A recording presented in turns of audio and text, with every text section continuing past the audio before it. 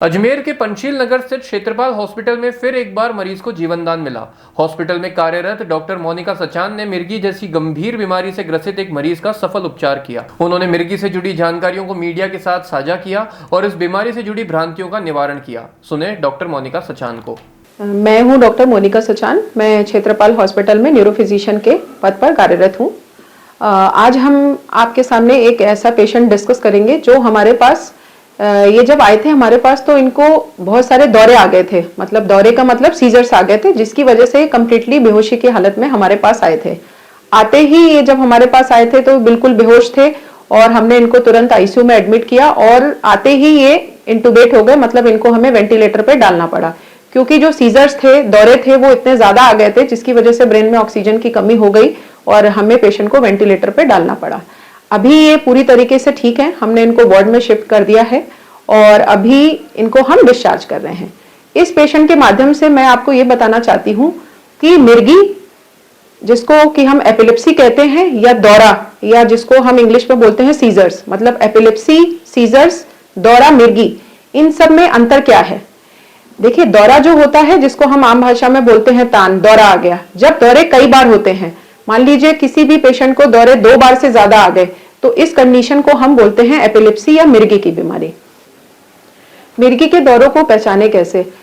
हमारे जो आम जन होते हैं उनको समझने के तौर पर मैं ये बताना चाहूंगी। दौरे का मतलब होता है जैसे मांसपेशियों में ऐंठन आना या फिर बेहोश हो जाना, आंखें पलट जाना, यूरिन का निकल जाना। ऐसे जो दौरे होते हैं इनको हम बोलते हैं जनरलाइज सीजर। तो ये दौरे आसानी से आप लोग समझ सकते हैं। वैसे तो मिर्गी के जो प्रकार होते हैं वो बहुत सारे होते हैं, लेकिन जो ये वाला होता है जिसको हम जनरलाइज सीजर कहते हैं, ये आम जन की भाषा में आप इसको इस तरीके से लक्षणों से समझ सकते हैं। अगर ऐसा कुछ भी है आपके पेशेंट को तो आपको तुरंत उसको अस्पताल ले जाना ही पड़ेगा, या फिर एक बार अगर दौरा आए उसके बाद अगर पेशेंट को होश में नहीं आ रहा है, या फिर 2 बार दौरे आ गए, तो 2 बार अगर दौरे आ गए या फिर एक दौरे के बाद में पेशेंट बेहोश है, तो ये जो होती है ये एक इमरजेंसी सिचुएशन है जिसको हम बोलते हैं स्टेटस एपिलेप्टिकस। इस कंडीशन में आपको पेशेंट को अस्पताल दिखाना ही दिखाना है। अब दौरे के या सीजर्स के बहुत सारे कारण हो सकते हैं। ये कारण जो हैं वो उम्र के हिसाब से बदलते रहते हैं। नॉर्मल जो युवावस्था होती है उसमें जो हमारे मेन कारण होते हैं, जैसे कि हमारे ब्लड में कोई इन्फेक्शन हो गया, या ब्लड में ग्लूकोज की कमी हो गई, या जो इलेक्ट्रोलाइट्स होते हैं जैसे सोडियम, कैल्शियम, मैग्नीशियम, इनकी कमी की वजह से भी पेशेंट को सीजर्स या दौरे आ सकते हैं। इसके अलावा ब्रेन में कोई ट्यूमर है, कोई चोट लग गई, या फिर ब्रेन हेमरेज हो गया, या जिसको मेनिंजाइटिस या बोलते हैं दिमागी बुखार, ऐसी अवस्था में भी पेशेंट को दौरे आ सकते हैं।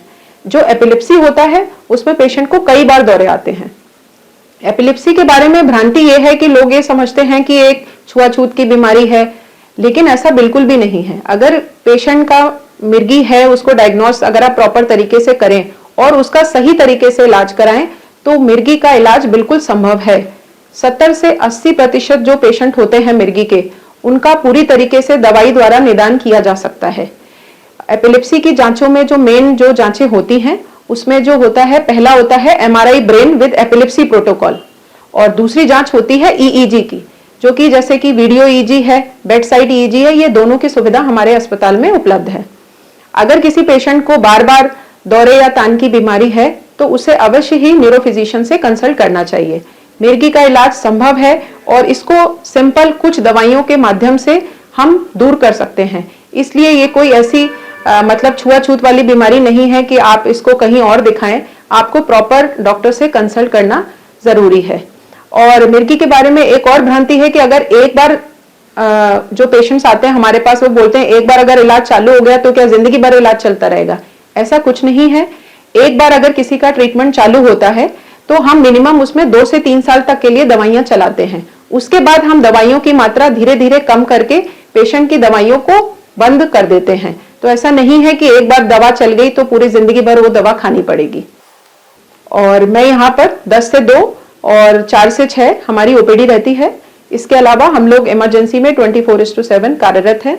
आपको कोई भी समस्या हो आप यहाँ पर आए, आपको अपनी समस्या का निदान मिलेगा। धन्यवाद।